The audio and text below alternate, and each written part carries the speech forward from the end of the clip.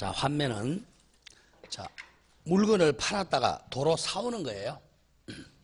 환매, 도로 사오는 매매입니다. 자, 환매는 도로 사오는 거고, 환매의를 잠깐 보세요. 환매의. 자, 동그라미 1번에 매도인이, 매도인 이퀄 환매권자라고 적어보세요. 매도인, 동의어, 환매권자. 도로 사오는 사람을 환매권자라고 그래요. 환매권도 형성권입니다. 형성권입니다. 자, 형성권은 어떻게 행사하죠? 일방적 의사표시를 하면 도로 사오는 매매가 성립한다는 거죠. 환매권자가, 매도인이 환매권자가 됩니다.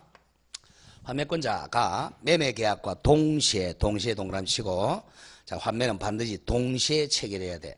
동시에 특약으로 환매할 권리 주인 환매권을 유보한 경우에 심표. 그 환매권을 일정한 기간 행사해가지고 매매 목적물을 도로 사자에다 오자가 빠졌네. 사오는 것을 말합니다. 팔았던 물건을 도로 다시 사오는 것을 환매라 그래요. 그럼 왜 자기가 물건 팔고 나서 다시 사오느냐? 2번입니다. 채권 담보 수단입니다. 이게 채권의 담보의 경제적 기능, 즉 채권 담보 수단으로 사용합니다. 따라서 부동산에 관한 환매는 나중에 특별부인 가담법이 적용돼 청산해야 된다는 거죠. 이게 매도담보라 그래요. 자, 요거는 이제 대표적으로 우리가 이제 그 형식하고요, 법 형식과 경제적인 실제가 다른 경우가 있어요. 이게 대표적인 겁니다. 경제적인 실질이 다른 경우가 대표적인 환매. 쉽게 얘기해서 실제하고 법 형식이 다른 게 이제 남한테 이름만 맡기는 명의신탁이라든지 그런 것들이 있죠, 그죠? 요거는 법 형식은 매매라는 형식을 사용해요. 매매는 뭐 하는 거야? 물건 사고 파는 거잖아. 실질적인 형식은 사고 파는 게 아니고 채권 담보 수단, 채무를 확보하기 위한 수단이죠. 이걸 일명 매도 담보라 그래. 자, 법 형식은 매매라는 매도의 형식을 취하지만 경제적 실질은 담보라는 거죠. 자, 우리 담보 물건은 자, 유치권, 저당권, 질권, 요게 담보 물건이잖아요. 민법상. 근데 이제 우리 경제의 실질적으로 담보 수단이 이제 가등기 담보, 양도 담보, 지금 나오는 매도 담보 이런 게 이제 실거래에서 담보 물건의 일종이죠. 자, 그러면 사채업자들이 제일 좋아하는 게 이게 환매입니다. 환매. 그리고 과거에 이제 환매가 사채업자 돈을 많이 벌었죠. 자, 부동산 아니고 사채업자들이 많이 하죠, 환매는. 자, 그럼 부동산 가지고 한번 해보죠. 갑이 을에게 이 사람이 돈 빌리는 자, 채무자입니다. 자, 채무자인데 이 민법에서는 채무자란 말을 안 쓰고 매도인이란 말을 쓴단 말이에요. 형식적으로는 매매예요. 갑이 이제 매도인이 돼요. 실질은 이 사람이 채무자입니다. 그다음 실질은 이 사람이 돈 빌리는 채권자야. 사채업자입니다. 사채업자. 사채업자는요, 저당권을 굉장히 싫어해요. 왜? 경매를 해야 되니까, 복잡하니까. 근데 환매놓으면요, 굉장히 쉬워요. 돈 빌려주기가. 이 사람은 매수의 형식을 취합니다. 자, 갑이 그런데 돈 1억 좀 빌려달라, 원금 채무자죠? 그럼 이 사람이 이자 많이 내라. 급하니까 이자 내가 1년에 6천만 원 줄게. 이렇게 된 거죠. 이 이자입니다. 그럼 이게 원리금 합계액이죠. 그러면서 담보 제공해라. 그러니까 갑이 이 부동산을 담보로 제공합니다. 근데 둘이 사이에 매매 계약을 체결하는 거, 담보로 제공하면서 이걸 파는 것처럼, 자, 매매 청약과 성락으로 매매 계약하니까 을한테 소유권 이전 등기 해줘야 되겠죠? 소유자 을이라고 등기합니다. 그리고 너가 돈 1억 6천만 원을 환매 기간을 만약에 돈 빌려주는 기간을 3년으로 정했다. 그 3년 있다가 아니면 1년으로 정했다. 1년 있다가 네가 1억 6천 도로 사가는 형식을 취하는 거죠.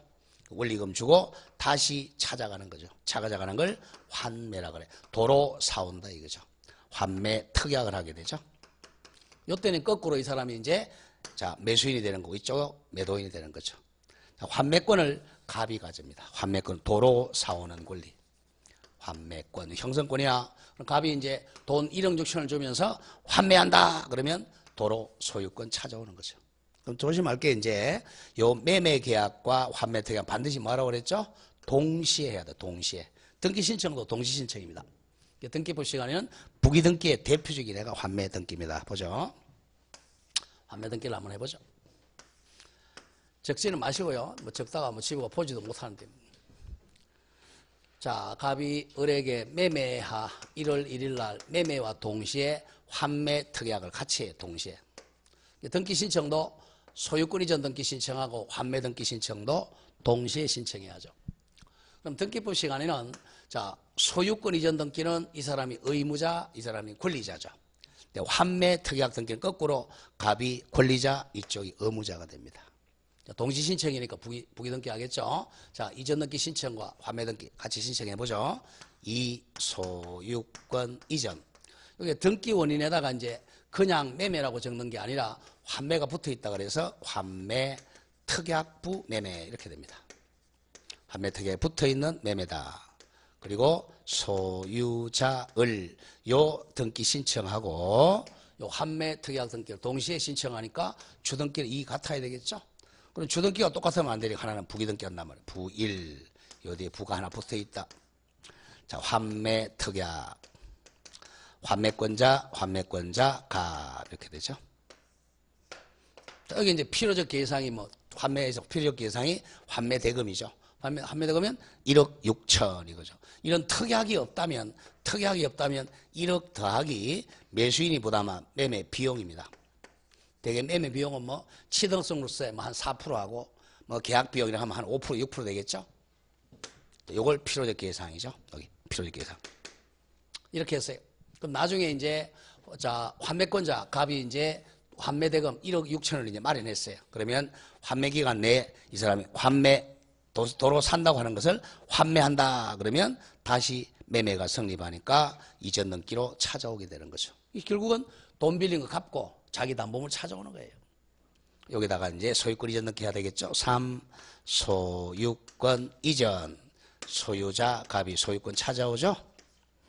그러면 이제 요 환매는 목적 달성했으니까 직권으로 등기를 말소합니다. 자, 환매는 자, 이 매매 계약에 대한 대표적인 종된 계약이고 동시 신청한다고 외워줘야 돼요. 자, 590조 관련 조문 보세요.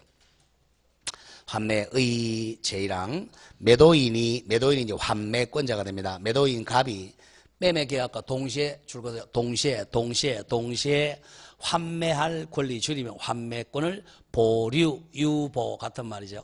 환매권을 유보한 때는 그 영수한 대금은 1억이라고 놓죠. 1억 및 매수인을이 부담한 매매 비용 두 개를 합하면 환매 대금입니다. 도로 사오는 대금. 원래 영수한 대금 1억, 쉽게 하면 1억이 바로 원금이죠. 채무 원금. 그다음 비용이 쉽게 하면 이자입니다. 이게. 을 반환하고 그걸 법에서는 영수한 대금 매매 비용이라고 얘기하지만 실질적으로는 원금과 이자를 의미하는 거예요. 그 목적물을 도로 사올 수가 있다.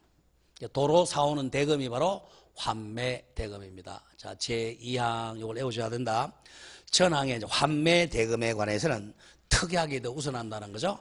특별한 약정 줄이면 특약이 있으면 그 약정에 의한다. 만약에 1억 6천이라고 약정했다면 1억 6천 약정을 안 했다면 영수대금 1억과 비용 한 5% 정도가 되는 거죠. 자, 제3항 전두항 환매의 경우에 목적물의 과실과 대금의 이자는 특약이 없으면 이를 상계 통친 걸로 간주합니다. 자, 이런 뜻이에요. 자, 원래 이게 이제 환매가 아니고 진짜 매매였다면 뭐 이자라는 문제가 안 나타나죠. 이 진짜 매매가 아니고 환매가 있으면 빌렸다는 거야. 그럼 원칙은 자, 채무자는 이자를 지급해 이자를 지급해야 되고 이 사람 채권자는 당연히 자기 소유물이 아니라면 과실 따먹으면 안 되죠. 어제 자, 우리 저당권자는 과실 취득권이 있어 없어요? 저당권자 없죠. 과실 담보권도 저당권이니까 과실 이렇게 반환해 줘야 돼요. 이자 받고 과실 주고 이래야 돼. 귀찮잖아. 이자도 안 줘도 되고 과실 안 준다. 퉁 친다는 거죠. 이자와 과실은 상계한 것으로 본다. 자, 다음 장 갑니다. 자, 가령 2번에 환매의 성질은 1번은 뭐 학설들은 필요 없고요. 2번 기억하면 동그라미 2. 환매권도 물건을 도로 사오는 권리니까 재산적 성격을 가짐으로 팔아먹을 수 있죠. 양도성을 가진다. 자, 환매권도 양도할 수 있어요. 자, 요거 환매권도 양도할 수 있죠. 그러면 환매권 이전 등기는 여기 부기등기 했으니까 부기등기의 부기등기 이렇게 할 수 있죠. 환매권 이전 등기는 부기등기에 부기등기한다. 그게 등기법 시간에 자주 나오죠. 그 뒤에 나오겠네요. 환매권 등기가 되어 있다면 부기등기 되었죠. 그 환매권 이전에 부기등기할 때는 이때는 부기등기에 부기등기죠. 정확하게는 부기등기한 때 이전의 효력이 발생한다. 잘라주고 여기까지만 기억하면 돼요. 3번 환매 요건은 1. 목적물은 동산, 부동산 다 가능합니다. 뭐 기타 재산권도 가능한데 주식도 환매가 가능합니다. 그래서 이제 우리 기업 사냥할 때 주식 M&A 할 때 이제 환매 많이 합니다. 사채업자들이 워낙 많이 해요. 이 항상 동시에 해야 됩니다. 동시 환매 특약은 매매계약과 동시에 해야 됩니다. 동시에 안 하면 환매 특약은 무효입니다. 무효. 동시. 자, 3번에 환매 대금 얘기입니다. 자, 환매 대금에 대해서는 특약이 우선해. 당사자의 특약. 자, 우리 1억 6천 특약이 있으면 특약이 하고 특약이 없으면 최초 매매대금 1억과 매수인 을이 부담한 매매비용 5%를 반환하고 도로 사올 수 있습니다. 환매대금 잘 외우셔야 됩니다. 환매대금은 특약이 우선하고 특약이 없으면 얼마라고요? 매매대금과 매수인이 부담한 매매비용입니다. 자, 4번에 환매기간 갑니다. 부동산 5년, 동산 3년을 넘지 못합니다. 부동산은 몇 년만 넘는다고요? 5년이야. 원래 형성권은 10년인데 환매권은 5년으로 줄여놓고 있습니다. 당사자가 이 기간보다 더 긴 기간을 정하더라도 이 기간으로 단축됩니다. 부동산의 환매기간을 8년으로 정했다.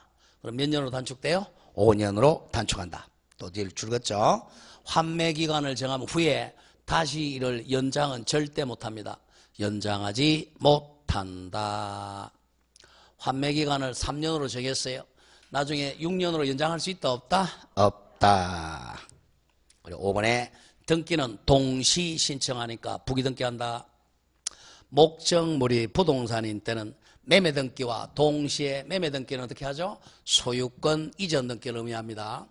소유권 이전 등기와 동시에 환매권 보유 등기 즉 부기 등기할 수 있다. 잘라주고 부기 등기하면 대항력이 생깁니다. 자, 다음 오른쪽에 4. 환매를 실행하러 가면 도로 사러 간다는 거죠. 도로 사려면 뭘 지급해야 돼요? 환매대금 지급해야죠. 자, 594조만 정리하면 됩니다. 환매 실행 제1항 매도인 이퀄 환매권자죠. 환매권자는 기간 내에 대금과 매매비용 두 개 합하니까 환매대금이죠. 환매대금을 매수인 을에게 제공하지 않으면 환매권을 잃는다 이겁니다. 환매권은 환매기간 내에 환매대금을 지급해야 됩니다. 그 기간 내에 지급하지 않으면 환매권을 상실해요.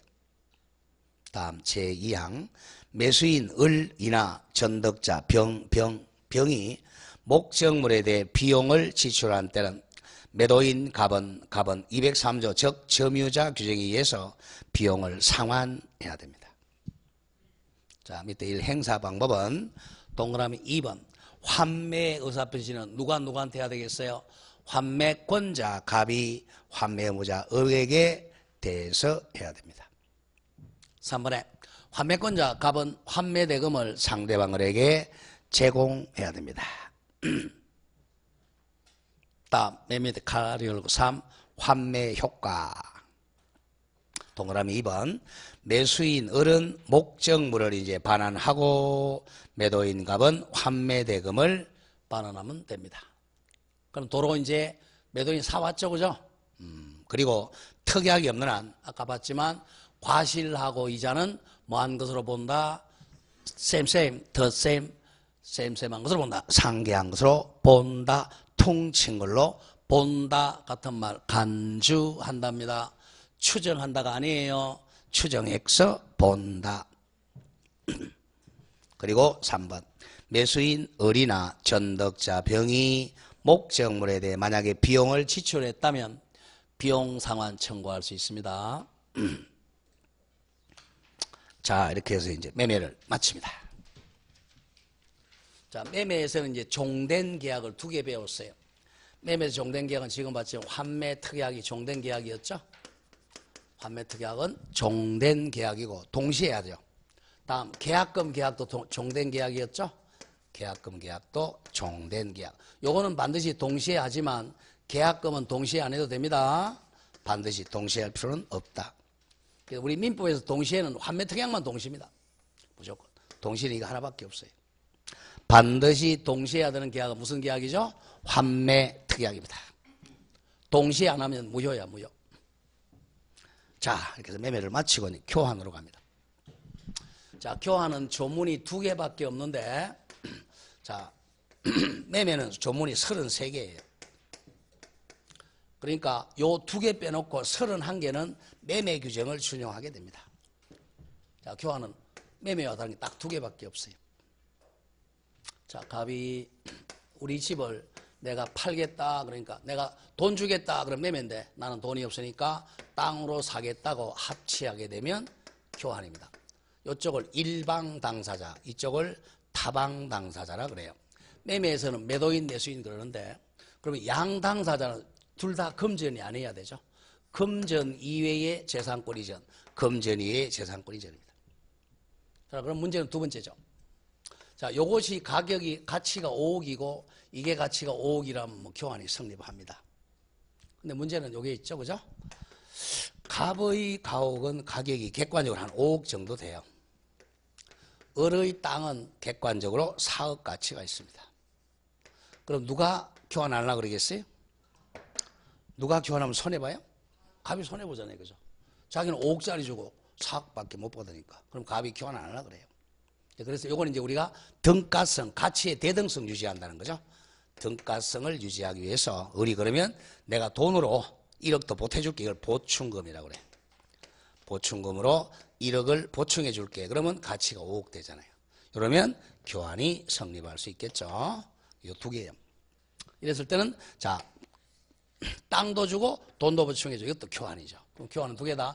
둘 다 금전이 아니고 100% 건물과 땅만 주는 게 보통 교환이고, 이쪽은 100% 건물 주고 이쪽은 땅하고 돈을 보충해 준다. 이것도 교환입니다. 매매가 아니고 요 2가지만 차이입니다. 나머지는 다 매매하고 똑같아요. 이것도 쌍무 계약이니까 동시행항변권 위험부담, 동시행항변권 위험부담 발생하고, 그 다음에 매도인의 담보책임 그대로 적용합니다. 자, 그러면 여기 우리 교과서를 보지 마시고 조문 한번 보세요. 교환은 조문이 2개밖에 없다. 민법 점수를 빨리 올리려면 조문이 딱 눈에 들어와 있어야 됩니다. 교과서는 양이 너무 많으니까. 667쪽 보세요. 찾았습니까? 뒤에 596조 교환의 의, 597조 금전의 보충지급, 요 2개밖에 없어요. 자, 596조. 교환은 당사자 쌍방이 주로 쌍방, 갑을 둘 다 금전 이외의 재산권을 상호 이전할 것을 약정함으로써 그 효력이 생깁니다. 갑도 금전 이외의 재산권 이전, 을도 금전 이외의 재산권 이전을 상호 약정하면 교환의 효력이 발생합니다. 197조, 이걸 보충금이라고 합니다. 보충금. 당사자 일방이 전조, 그러면 596조에 재산권 이전과 금전의 보충 지급을 약정한 때는 그 금전이 바로 보충금입니다. 보충금에 대해서는 매매대금 규정을 준용합니다. 보충금은 돈이니까 매매대금 규정을 준용한다는 것은 동시이행관계다, 이런 말입니다. 요 2개 빼고 나면 나머지는 전부 매매를 적용하게 됩니다. 자, 그럼 이제 교재 오죠. 조문이 2개니까 교재도 2페이지입니다. 2쪽이죠. 모든 교과서가 교환은 다 2페이지예요. 자, 1의 옵니다. 조금 전에 설명했지만 교환은 당사자 쌍방 갑과 을이 언더라인 돼 있죠? 다운표 돼 있죠? 금전 이외의 재산권을 상호 이전할 것을 약정함으로써 효력이 생기는 계약이 있다. 잘라주고. 자, 재산권 이전 계약이에요. 따라서 뒤에 재산권이 아닌 노무 제공이나 일의 완성은 교환의 목적이 될 수가 없습니다. 자, 노무 제공하는 계약은 고용계약이야. 고용계약. 일을 완성하는 계약은 도급계약이죠. 도급계약. 자, 교환도 재산권을 이전하는 계약입니다. 자, 이번 성질 내려오면 네 가지 나오겠죠. 쌍유, 납불계약, 쌍모계약, 유상계약, 낙성계약, 분료식 계약입니다. 다음 동그라미 3번 조심하고요. 3번에서 하나, 둘, 셋, 넷, 다섯, 여섯 번째 줄에 특별한 사정이 없는 한 쉼표 찾았어요. 자, 1방부터 줄 긋습니다. 자, 1방부 줄 긋는데 설명을 먼저 하고 가죠. 자, 우리가 자, 꼭 교환에만 그런 게 아니에요. 매매든 교환이든 자, 우리 장사하는 사람들이 시가를 자, 원가를 가르쳐줘야 안 가르쳐줘요? 원가 가르쳐주면 이 사람들 망해요. 왜냐하면 자본주의 사회에 어느 정도 이득이 남아야 된단 말이에요. 이윤이. 그래서 이윤이 안 나오면 망한단 말이야. 그래서 시가를 반드시 알려줄 의무는 없습니다. 시가를 묵인 안 가르쳐주더라도 사기가 아니라는 거예요. 자, 그게 이제 판례입니다. 총칙에서도 많이 나오는 사기에서 자, 심표 일방 당사자가 자기가 소유하는 목적으로 줄거나간다. 시가를 묵비하여 자, 침묵하여 상대방에게 고지하지 아니하거나 또는 허위로 시가보다 높은 가액을 시가라고 고지하더라도 이는 사기가 아니라는 거야. 이는 상대방의 의사결정에 불법적 간섭을 한 것이라고 볼 수 없으므로 사기가 아니므로 불법행위가 성립한다고 볼 수는 없다. 짧게 시가를 자, 묵비하거나 시가를 고가로 알리는 것은 사기가 아니다. 고로 불법행위가 아니다. 그렇게 줄입니다. 이런 110조 사기에서 오히려 많이 출제합니다.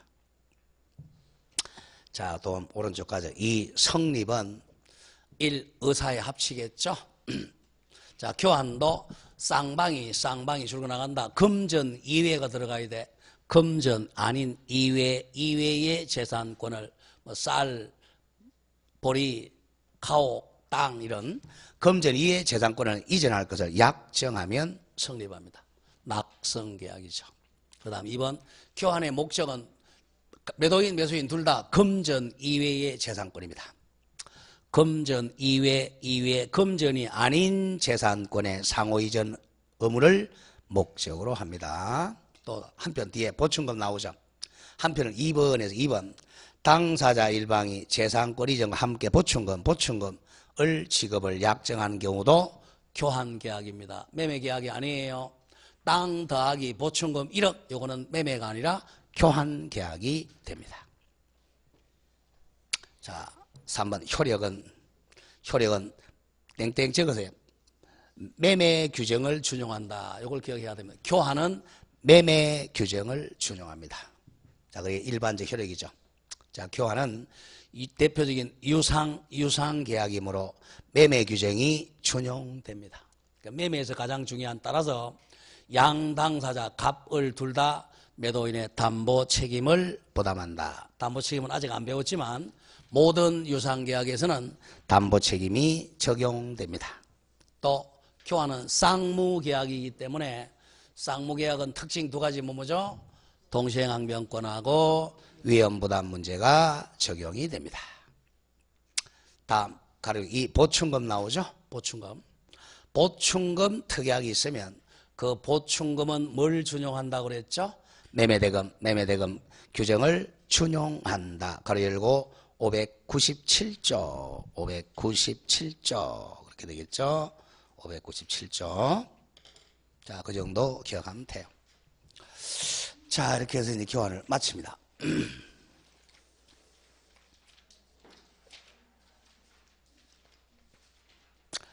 자, 그러면 516페이지 임대차로 갑니다.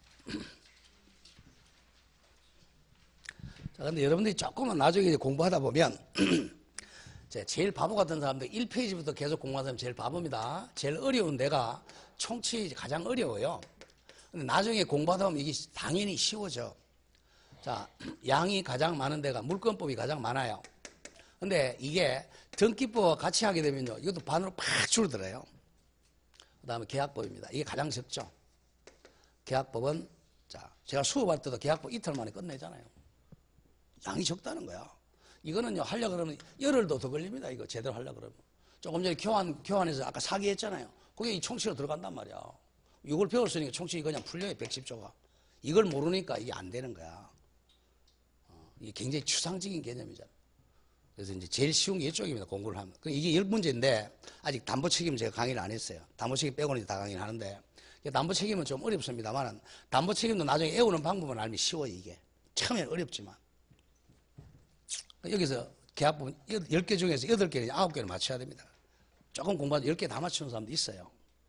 근데 총칙을 10개 다 맞춘다 굉장히 어렵습니다. 근데 어떤 총칙을 한 65세 이상 들어간 출제에 들어가면 굉장히 쉽게 내요. 그럴 때 10개 다 맞을 수 있어요. 금년과 같은 문제. 금년 문제 총칙 10개 다 맞는 사람 엄청나게 많습니다. 연세 많으신 분이 들어가면 그럴 때를 여러분들이 합격을 해야 돼요. 총칙이 젊은 사람 들어가면요, 막 여기서 갖다 냈다, 여기서 냈다, 여기서 이상한 데 막 갖다 드러내니까 이게 어려운 거예요, 이게. 자, 그래서 여기서 여러분들이 점수를 많이 맞춰야 돼요. 여기 14개잖아요. 여기가 10개, 여기 24개, 60점이랑 다 맞추면. 특별부하고 총칙은 다 맞춰도 40점이 되겠고. 여기서 여러분들이 잘 정리를 해야 돼요. 그 다음에 특별부하고. 근데 여러분 자꾸 총칙부터 하려고 그러니까 어려워요. 총칙도 또 1페이지부터 한 30페이지까지는요, 뭐 법률 사실, 법률 요건, 그런 게 외우는 게 아니에요. 외우는 게 아니고 딱 들어가면 107조부터 들어가면 제일 쉽습니다. 진통, 작사, 유무칙시, 선의의 제3자 대항하지 못한 이것만 하고 나면 보통 2-3개 맞추고 있으니까 되는데. 자, 그렇습니다. 그러니까 계약법은 자주 좀 보세요. 그러면 계약법이나 물권법은 강론이니까 조문이 머리에 먼저 들어와야 돼요. 그럼 교환은 조문이 2개라더라. 그것만 머리에 그리란 말이야. 2개를 다 외우려고 그러지 말고 뭐가 2개지? 모르겠다. 2개다더라. 나머지는 매매를 적용한다. 그것만 지금 따라오면 돼요. 그러면 이제 교환이 시험 나오면 매매로 풀면 된단 말이에요. 매매로. 자, 그러면 이제 임대차로 갑니다. 매매하고 교환은 재산권을 이전해 주는 계약입니다. 재산권 이전이 목적인 계약이라는 거죠. 재산권 이전. 건물 팔았다, 건물 이전. 땅을 팔았다, 땅 이전이 목적이 되는 거예요. 반대급부로 돈을 받으면 매매고 돈이 아닌 재산권을 받으면 교환이다 이거죠. 다음에 이번에 이제 임대차 갑니다. 임대차는 재산권을 이전해 주는 게 아니라 빌려주는 계약이야. 사용 수익시키는 계약이죠. 사용 수익시키는 계약. 자, 빌려주는 사람을 임대인, 빌리는 사람을 임차인이라고 그래요. 자, 내가 우리 집을 빌려주겠다. 즉, 이걸 용익시켜주겠다는 거죠. 용익시킬 의무. 자, 그러면 이 사람이 잘 사용했으니까 사용료 줘야죠. 차임 지급입니다. 이게 이제 청약과 성을 합치하면 되니까 쌍무계약, 쌍유납불계약입니다. 차임은 돈일 수도 있고요, 금전일 수도 있고 또는 기타 유가물일 수도 있습니다. 반대급부가 다르죠. 매매는 반대급부가 반드시 뭐에 하나한다? 금전에 하나한다. 교환은 뭐가 아니어야 된다? 금전이 아니어야 된다. 차임은 금전일 수도 있고 금전이 아닐 수도 있다. 자, 쌀 한 가마도 가능하다. 자, 이렇게 기억하면 됩니다. 자, 이게 전부 쌍유 납불 계약이니까 동시행항변권 위험부담 문제 발생한다. 그리고 매도인의 담보 책임은 임대차에도 적용된다. 자, 그렇게 하면서 갑니다. 이제 임대차는 일단 시험에 나오면 우리 시험 보면 3가지란 말이야. 특별법에 주택이 나오느냐, 상가가 나오느냐. 주택이 나오면 주임법이 먼저 적용되고 주임법이 없을 때 민법으로 적용합니다. 상가가 나오면 상임법이 먼저 적용되고 상가가 아닐 때 민법이 적용되는 거죠. 민법이 적용되는 것은 결국은 토지하고 동산이죠. 동산은 우리 시험 범위가 아니니까 토지 임대차가 나오면 민법으로 푸는 거고 주택 임대차가 나오면 주임법으로 풀고 상가 건물 임차가 나오면 상임법으로 풀면 돼요. 자, 그래서 임대차는 대개 여기서 한 두세 문제, 세 문제, 여기서 두 문제, 다섯 문제 정도, 여섯 문제 나와요. 굉장히 많이 나오는 거죠, 임대차가. 여기서 거의 다 맞춰야 됩니다.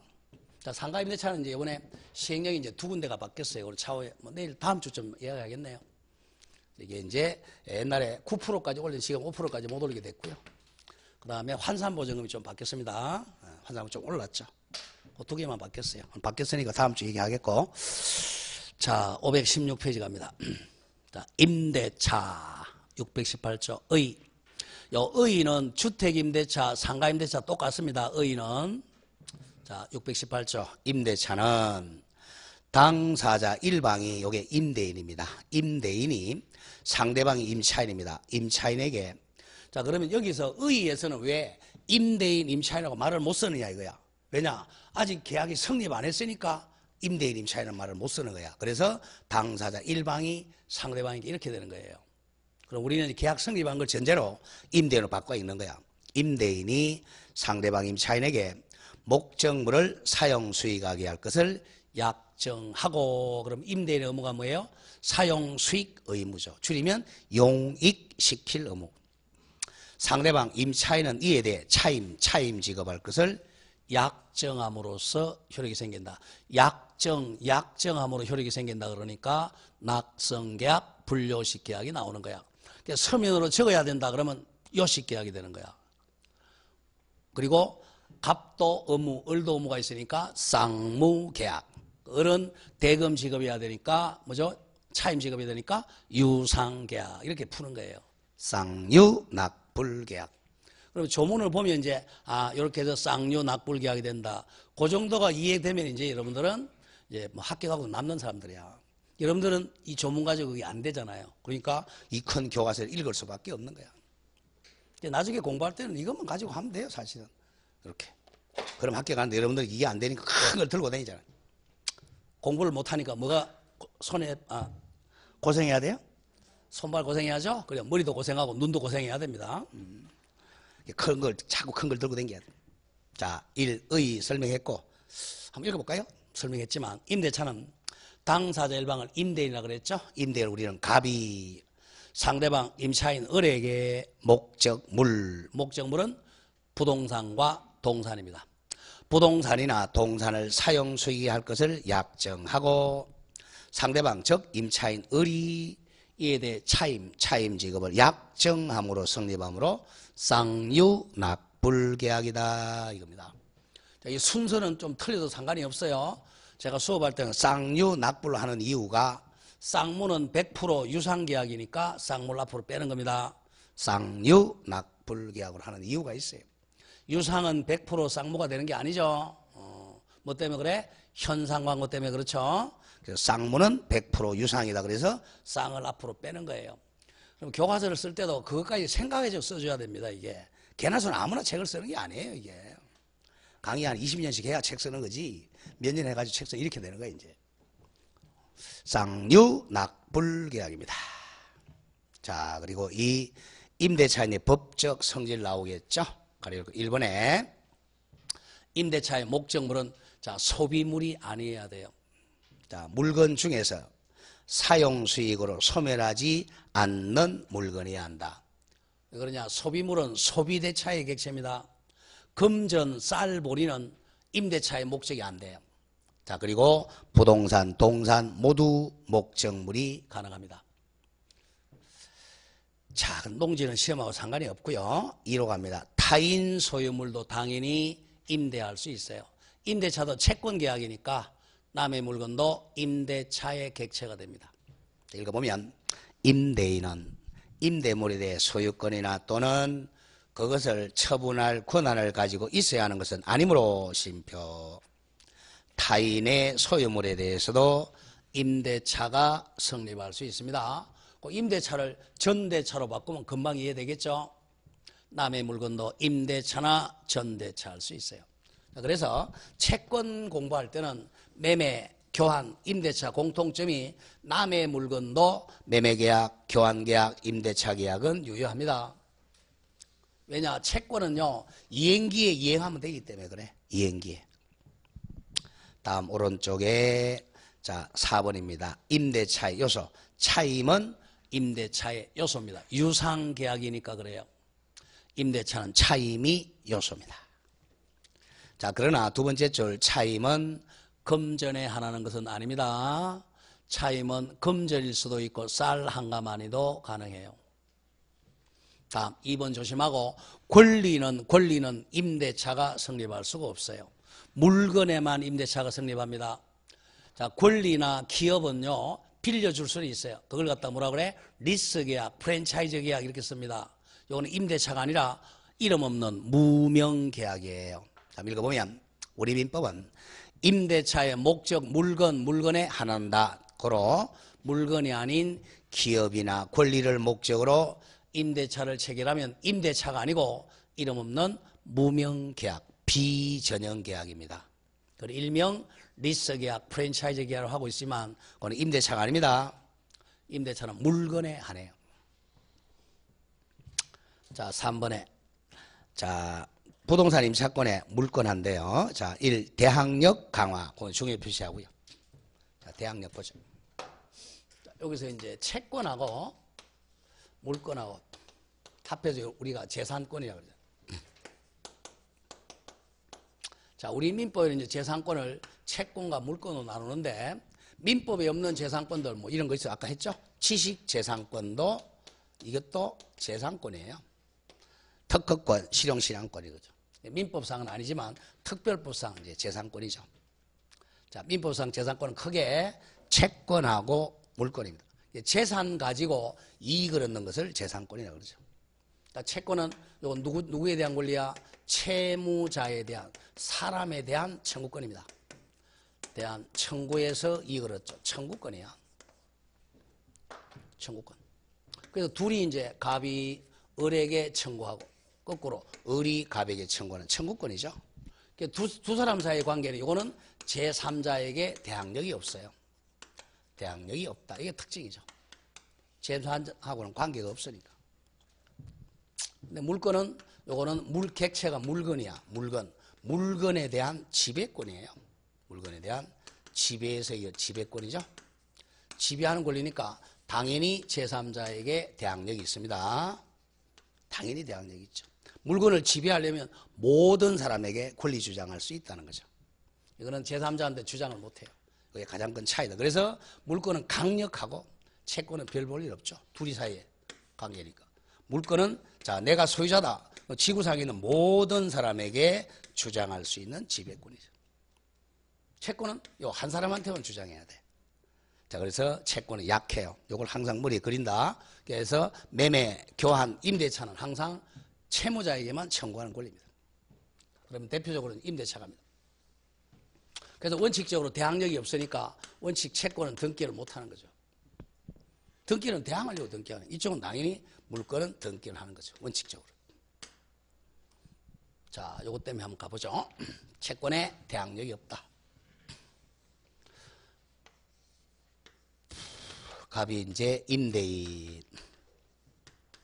을이 임차인. 자, 임대차는 아까 성립 요소가 뭐죠? 차임이 성립 요소입니다. 차임. 근데 우리가 이제 보증금 얘기하는데 보증금은 필요적 요소가 아니에요.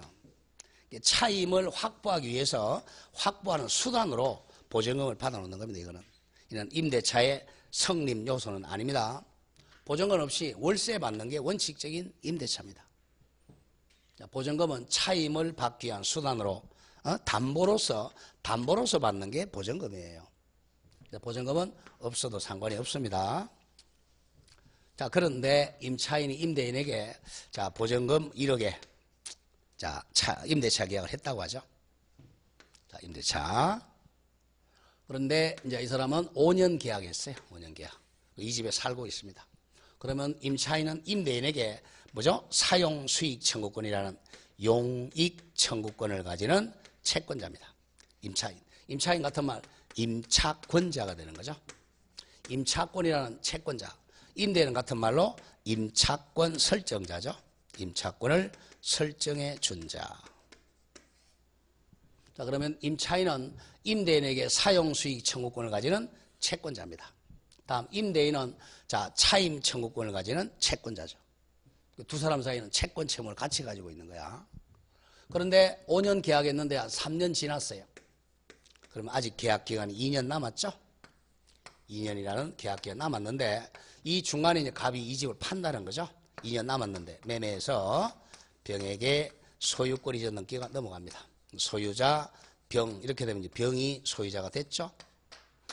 병은 이제 소유자니까 뭐야 이 집에 들어가 살려고 보니 엉뚱한 을이 살고 있는 거야. 병은 을 보고 야 너 나가라 이렇게 하면 을은 쫓겨난다는 거죠. 임차인은 누구한테만 주장해야 돼요? 갑한테만 주장해야 돼. 사용 수익 시켜달라 2년 남았다. 그런데 얘는 소유권자가 아니잖아요. 근데 병이 와서 너 나가라 그러면 이 제3자잖아. 을은 제3자인 병에게는 대항 못하고 쫓겨나는 거죠. 2년 남아도. 그럼 쫓겨나가지고 임대인한테 이제 보증금 받아야 되는데 이 사람 보증금이 없다. 그럼 보증금도 못 받는 거죠. 얼마나 불쌍해요. 그래서 자 물건하고 채권이 충돌하면 이거는 3년 전에 성립했고 이건 오늘 성립하지만 물건이 우선하는 거죠. 그죠? 물건의 우선적 효력? 우선적 효력이잖아요. 쫓겨나는 거예요. 그래서 불쌍하니까 이제 막 임차인들이 우리 데모하잖아요. 그죠?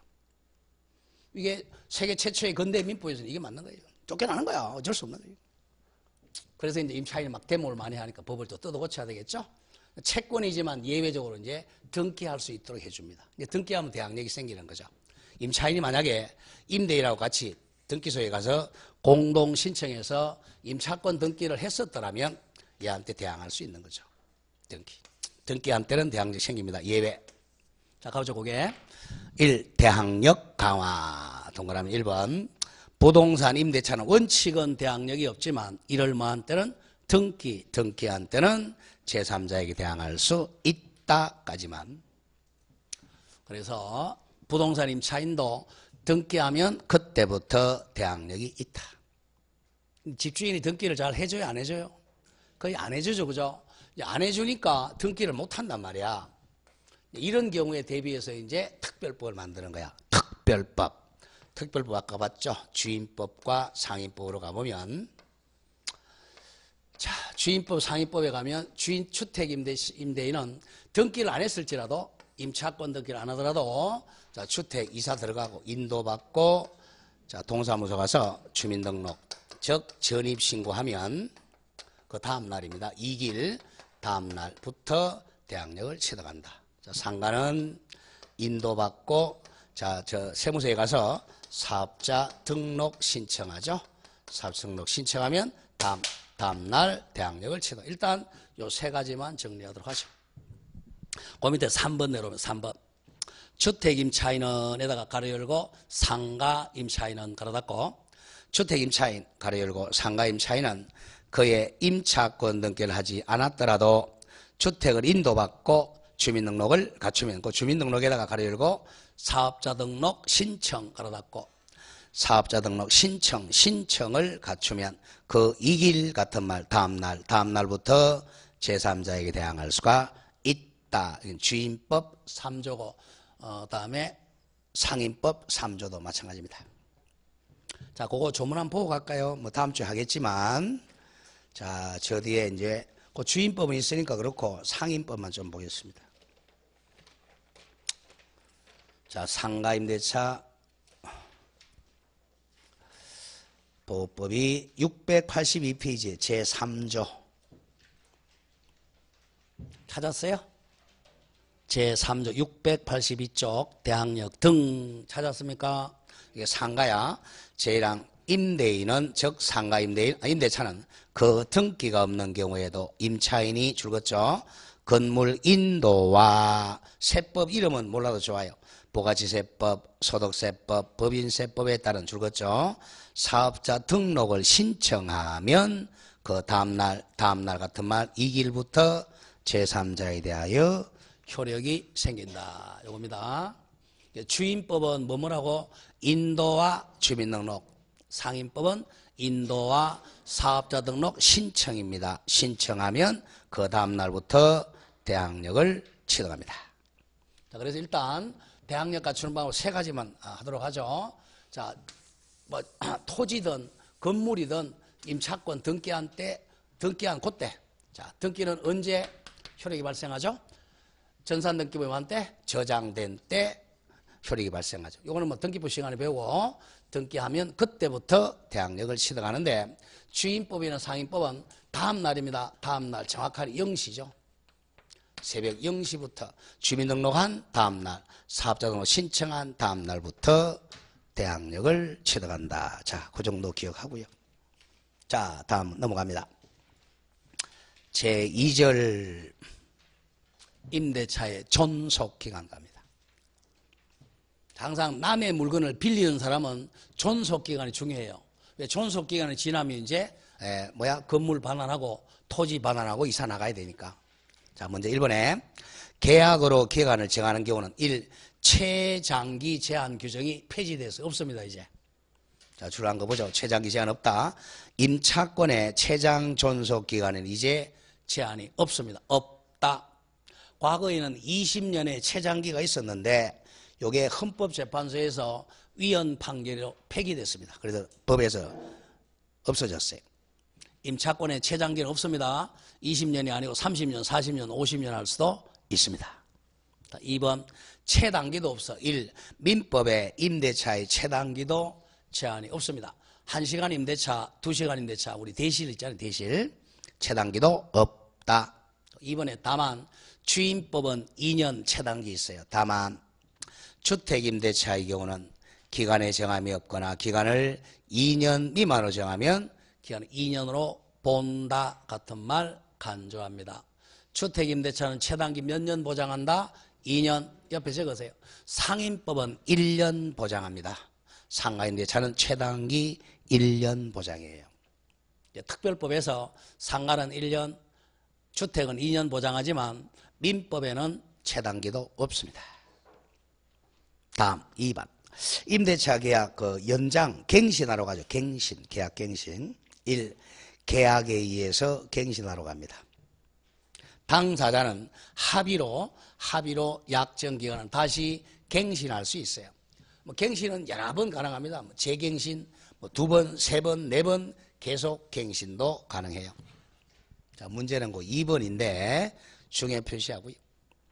토지 임차인의 계약 갱신 청구권과 지상물 매수권권, 이건 좀 중에 표시하고요. 거의 한 2년에 한 문제권은 꼭 출제하고 있어요. 앞에 계약 갱신 청구권, 이건 청구권이야. 그래서 거절할 수가 있어요. 뒤에 매수 청구권, 이건 형성권이야. 이거는 거절할 수가 없어요. 자, 형성권은 일방적 의사표시로 효력이 발생하니까 상대방이 거절 못한다. 이게 포인트예요. 자, 이거는 설명을 하고 그 밑에 교과서를 보도록 하죠. 워낙 중요하니까. 자, 이건 토지 임차인에게만 있는 겁니다. 토지 임차인. 자, 이 토지의 임대인이 갑입니다. 땅 주인 갑이고, 을이 이제 이 땅을 빌린 토지 임차인입니다. 토지를 빌린 임차인이에요. 토지 임차인이 이 땅을 빌려가지고 이 땅 위에다가 땅 위에 있는 물건을 지상물이라고 그래요. 또는 지상물, 지상시설 같은 말이죠. 지상물. 자, 그럼 을이 이제 이 땅을 빌려서 이 위에다가 지상물인, 자, 건물을 지었어요. 그러면 이 건물은 을이 소유자죠. 또 나무를 심어서 수목은 또 을이 소유자죠. 그 다음에 이제 체험은 염전이죠. 염전을 지었어요.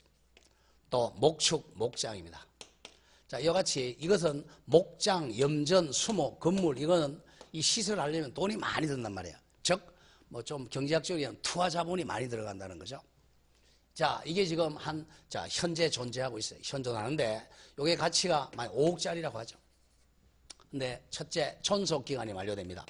존속기간이 만료됐어요. 존속기간이 만료되면 이걸 갖다가 이 시설은 누구 물건이야? 을이 소유물이잖아. 을이 이거 철거해 가면요. 을이 엄청 손해보잖아요. 5억짜리 철거해야 되지. 철거 비용 들지. 그럼 5억 한 몇천만 원 손해보잖아요. 경제적 약자인 임차인 보호하려고 존속기간이 만료됐을 때 이 지상물이 현재 존재한다면, 자, 1차로 을이 갑한테 가서 계약 갱신 좀 해달라고 갱신 청구를 합니다. 요건 청구권이에요. 청구권이니까 갑이 갱신할 수도 있고 안 해줄 수도 있어요. 난 갱신 안 해주겠다. 즉 갑이 갱신을 원하지 않는다. 같은 말 갱신을 거절한다는 거죠. 이제 거절하면 이걸 철거해 가면 손해 보니까 2차로 두 번째 거절당했다면 2차로 이제 형성권입니다. 2차로 그렇다면 요 지상물을 매수하라. 지상물 매수 청구권을 행사합니다. 요건 명칭은 청구권이지만 청구권이 형성권이야. 형성권이니까 일방적인 청구의 의사표시로 매매가 성립해버려요. 매매가 성립하니까 을이 일방적으로 매도인이 되는 거고 갑이 일방적으로 매수인이 되는 거죠. 가격은 시가입니다. 시가로 매매가 체결된 거야. 그러면 이제 갑은 돈 5억을 주고, 이게 5억이라면 5억을 주고 을은 소유권 이전해 줘야죠. 이게 동시이행관계입니다. 그러면 이 지상물은 철거 안 해도 되고 을은 돈 5억 받고 이사 나가면 돼요. 그 문제는 갑이 문제죠. 갑이 돈이 있으면 이거 사면 돼요. 돈이 없어 5억이. 없어요. 없으면 못 사잖아. 못 사니까 어쩔 수 없이 강제적으로 갱신해 줄 수밖에 없다는 거죠. 그래서 2차적으로 지상물 매수 청구권을 인정하는 것은 임차인을 보호하기 위해서 계약 갱신을 강요하고 있는 겁니다. 그래서 이제 이거는 임대인은 굉장히 불리하죠. 그죠? 그래서 임차인은 굉장히 유리합니다. 이것을 편면적 강행 규정이라고 그래. 누구한테 불리한 무효죠? 임차인한테 불리한 무효라는 거야. 그래서 임대차에서 형성권이 나오면 다 임차인에게 불리한 무효라는 편면적 강행 규정입니다. 그래서 많이 내요. 1차로 뭐부터 해야 돼? 계약갱신 청구했다가 거절당했을 때 2차로 해야 됩니다. 2차로 하지 않고 막바로 1차로 하면 안 된단 말이에요. 자, 가보죠. 이 동그라미 1번. 건물, 기타, 공작물, 소유 목적. 네 가지 목적이야. 건물이나 기타 공작물 소유, 식목, 수목, 체험, 염전, 목축, 목장. 요 네 가지 목적으로 하는 토지 임대차에서 그 기간이 만료한 경우 잘라주고. 기간이 만료했는데 그 위에 있는 물건들, 건물, 기타, 지상시설, 줄이면 지상물이 현재 존재한 때는 임차인은 살짝 적어 1차로 계약갱신을 청구할 수 있다. 그러면 이거는 청구권이니까 뭐 갱신해줘도 되고 거절해도 돼요. 자, 그러면 두 번째, 이러한 경우 임대인 갑이, 임대인은 토지 임대인이죠. 토지 임대인 갑이 계약갱신을 원하지 않으면 같은 말 거절하면 임차인 을은 2차로 상당한 가액이 바로 시가입니다. 무조건 법에서 상당한 가액이란 말이 나오면 시가로 바꾸고 읽으면 돼. 시가로 그 공작물이나 수목 줄이면 지상물의 매수를 청구할 수 있다. 이건 형성권입니다. 시가로 매매계약이 성립합니다. 오른쪽 주의할 점은, 자, 원칙은 1차로 계약갱신 청구했다가 원하지 않는다, 거절당하면 2차로 지상물 매수 청구할 수 있어요.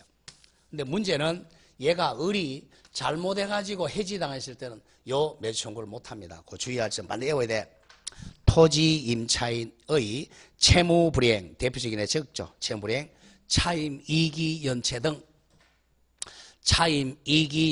채무불이행을 이유로 임대차 계약이 해지되었을 때는 누가 잘못했죠? 이거는 임차인 잘못했죠? 이때는 계약갱신 청구도 못하고 매수 청구할 수도 없다. 요거 예외 판례 잘 기억하고요. 자, 그 밑에 판례 학습에서 그 2번 나오죠. 바로 2번이 바로 그 판례입니다.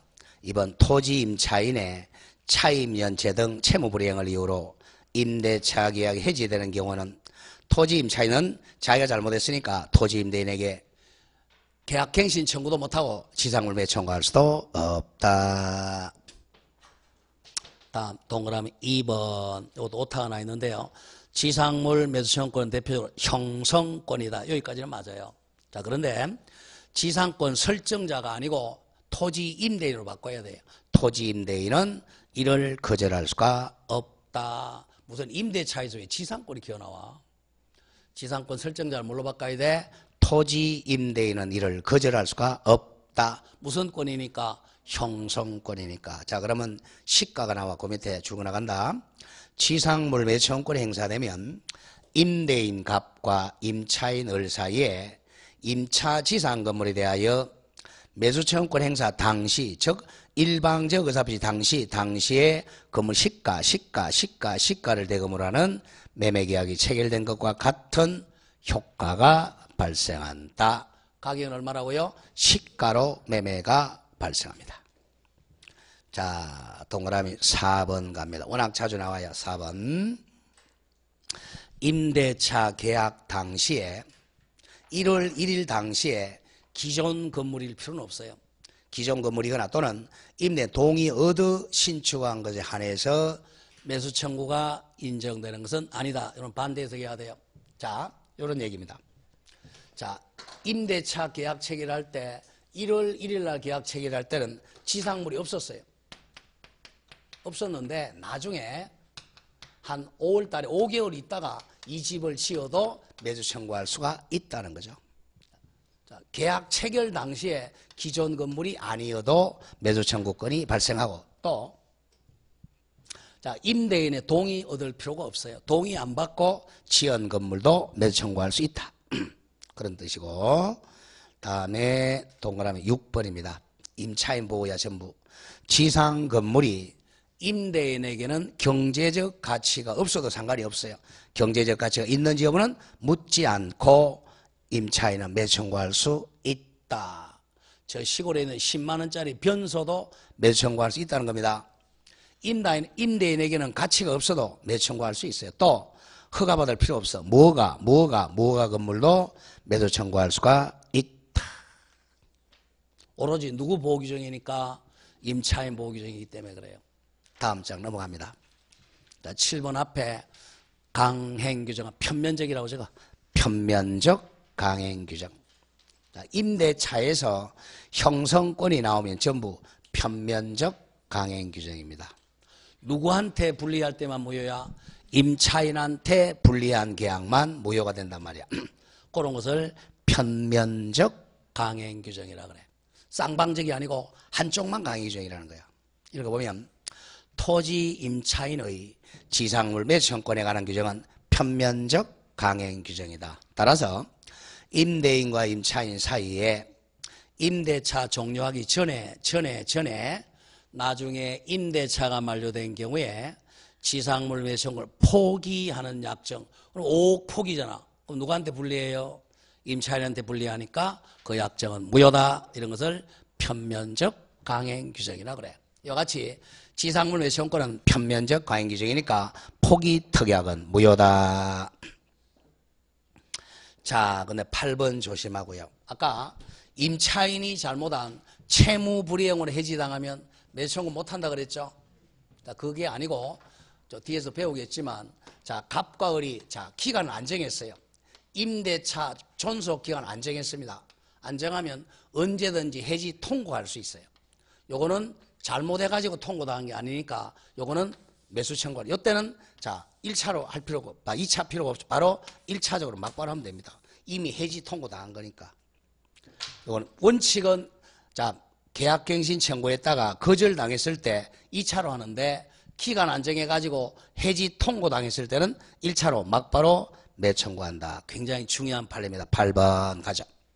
중요 표시하고 임대인과 임차인 사이에 기간의 정함이 없는 임대차인 경우 기간 안 정했을 때는 임대인의 해지 통고로 임대차가 해지된 경우라면 임차인은 줄거 즉시 1차로 즉시 지상물 매수 청구할 수 있다는 게 판례의 태도입니다. 이미 해지 통고당했으니까 갱신 청구 필요 없어요. 즉시 내 거 사라 매수 청구할 수가 있다. 다만 이건 아까 배웠던 거죠. 주의할 점 배웠던 거. 임차인의 차임 2기 연체로 해지당한 경우는 매수 청구할 있다 없다? 없다. 요거와 비교를 해야 돼요. 자, 그럼 밑에 이제 확인학습 보도록 하죠. 자, 토지 임차인의 지상을 매수 청구 옳은 것 그러면 틀린 걸 잘 고쳐야 됩니다. 전부 판례 가지고 정리한 건데요. 1. 자, 그러면 임대차에서 판례가 많은 것은 시험을 많이 내요. 그럼 임대차에서 자, 이 판례는 대부분까지 올라가야 돼. 여러분들 대부분까지 가려면 몇 심인지 아세요? 최소한도 몇 심이야? 최소한도 3심 가야죠. 그죠? 지방법원, 고등법원, 대법원 최소한도 3심이에요. 최소가 3심이야. 대법원 판결은 삼시세판이 내는 게 아니에요. 어떨 때는 대법원에서 파기환송하죠. 그럼 2심으로 다시 내려와. 여기서 또 상고합니다. 그럼 5심이 되죠. 다시 파기환송하죠. 다시 올라가고 파기환송 이렇게 되면 최고 많이 했던 게 지금 우리 11번 끝난 게 있어요. 이렇게 되면 한 13년이 걸려요. 김포 그 자갈 사건인데 제일 많이 걸리죠. 여러분들은 보면 3분 만에 끝나는 거 그렇지 않아요? 파기환송식 들어가면. 일단 여러분들은 최소한 3분 한다 이렇게 생각하면 됩니다. 그러면 여기까지 대부분까지 올라가야만이 지금 시험을 출제한단 말이야. 그럼 여기까지 올라가려면 중간에 되면 되게 포기 안 하는 거죠. 뭐 때문에 많이 하겠어요? 임대인하고 임차인이 가장 대법원까지 올라가 싸우는 왜 싸워? 왜 싸우겠어요? 돈 때문에죠. 자본주의사예요. 돈이야 돈. 돈하고 관련된 시험 나오는 이게 뭐야? 지상물 매수권이 바로 돈이잖아요. 매매 대금. 그리고 많이 나오는 거야. 그럼 법원에서는 누구 보호하는 규정이야? 임차인 보호 규정이니까 무허가 건물도 해줘라. 변소 10만 원짜리도 해줘라. 이렇게 나오는 거야 이게. 임대차를 공부할 때는 항상 임차인 보호하고 있다는 걸 신경을 많이 써야 돼요. 그럼 여러분들이 시험에 합격했다. 내가 임대차 계약서 써준다. 근데 누구한테 유리하도록 써줘야 돼? 그때는 임대인 보호 규정 써줘야죠. 그래야 먹고 살아. 그거 가지고 임차인 보호랑 맨날 쫄딱 망해요. 자, 그렇습니다. 그런 걸 잘 생각해. 지금 공부할 때는 임차인 입장에서 공부해야 돼요. 그래 안 틀려. 자, 근데 꼭 거꾸로 하는 사람이 있어요. 그럼 몇 년씩 하죠. 되게 지금 실무하시는 분들이 뭐 몇 년씩 하는 이유가 그거예요. 실무하고 민법가 다르거든. 시험장에 가서 실무들을 썼다 다 틀리는 거예요. 왜? 실무는 임의 규정을 특약으로 반대로 바꾸잖아. 실무에 가면 뭐가 있어요? 밑에 특약란에 임대차가 만료되면 그냥 임차인의 비용으로 원상 복구한다. 특약 다 있어요. 그러면 나중에 이거 설치비 청구할 수 있다 없다? 없다 이거예요. 원래 민법적으로 할 수 있는 거죠. 필요비, 유익비, 상환 청구는 있지만 오늘 특약으로 배제가 가능해요. 자, 그런 점을 조심을 해야 됩니다. 조금 이따 배울 겁니다. 자, 가보자. 1번 매수 청구권의 대상이 되는 지상물은 아까 했죠. 기존 건물일 필요 없다 그랬죠. 임대인의 동의 받을 필요 없다 그랬죠. 그 판례네요. 임대인의 동의를 얻어 신축한 것에 한정되는 것은 아니다. 아니다로 밖에 하죠. 동의 안 얻어도 됩니다. 한정되는 것은 아니다. 정확하게 나누고 고치고. 2. 임차인이 지상물의 소유권, 요거는 설명 안 한 판례인데 중요한 판례입니다. 임차인이 지상물의 소유권을 타인을 병이라고 하세요. 병에게 이전했다면 병이 소유자죠. 이때는 병이 매수 청구해야 돼. 임차인은 소유권을 상실했으니까 임차인은 지상물 매수권을 행사할 수가 없다. 이게 답입니다. 워낙 중요한 겁니다. 임차인이 임차물의 소유권을 팔아먹었어요. 그럼 이 건물의 소유권이 임차인 게 아니고 병의 거야. 병의 거니까 병이 팔아야지 임차인은 매수 청구할 수가 없다. 유명한 판례입니다. 답이 2번. 자, 해설서 2번 보세요. 밑에 해설서 2번. 임차인 을이 지상물의 소유권을 타인 병에게 이전하면 타인 병이 소유자죠. 이때는 양수인 병이 지상물 매수 청구권자지 임차인은 매수 청구권이 없다.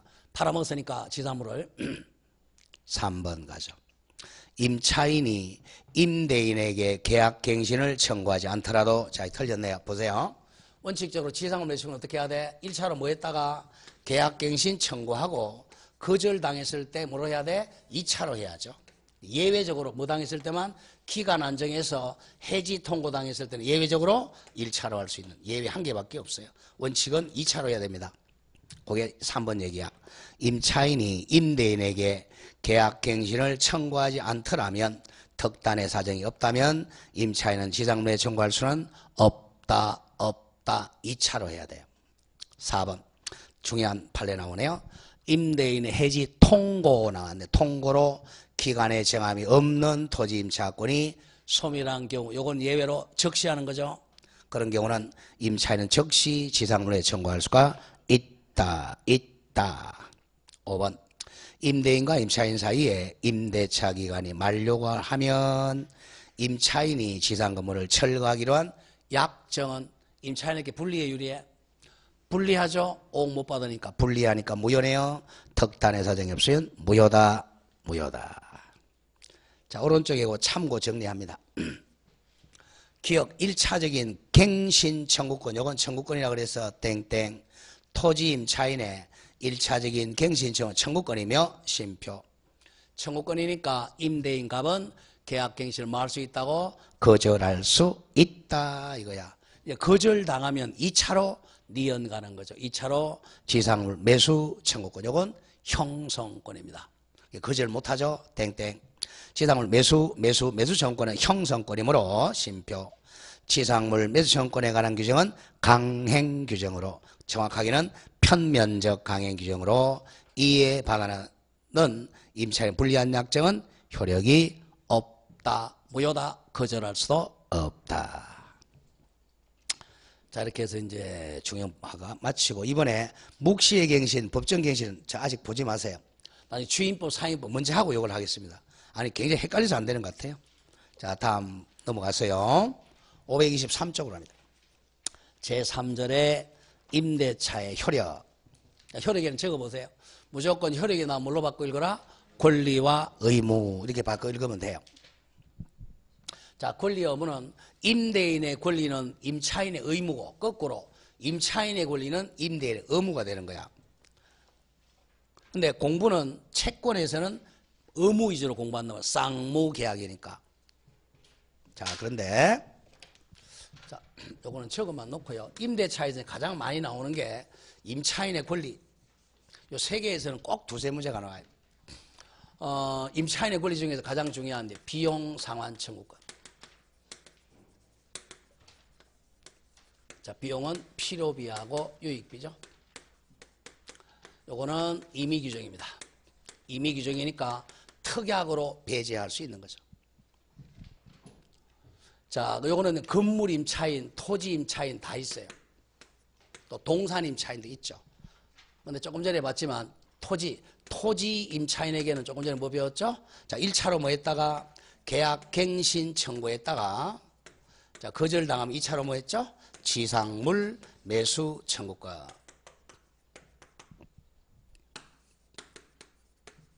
다음 세 번째가 건물 임차인입니다.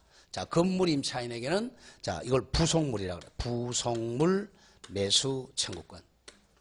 부속물. 토지는 지상물이고 부속물 매수 청구권. 이것도 매수 청구권이죠. 이거는 요건이 두 가지입니다. 첫째, 임대인의 동의를 받은 부속물이거나 임대인으로부터 매수한 부속물 두 가지 하나죠. 자, 요 두 가지는 요거는 매수청구권 나왔죠? 형성권입니다. 형성권이니까 편면적 강행 규정이다. 강행 규정. 요거는 임의 규정이죠? 요거는 형성권이 아니고 청구권이야. 그래서 포기할 수 있습니다. 포기할 수 있다. 그 다음에 조금 이따 나오지만 비용상환 청구권은 유치권이 성립하죠.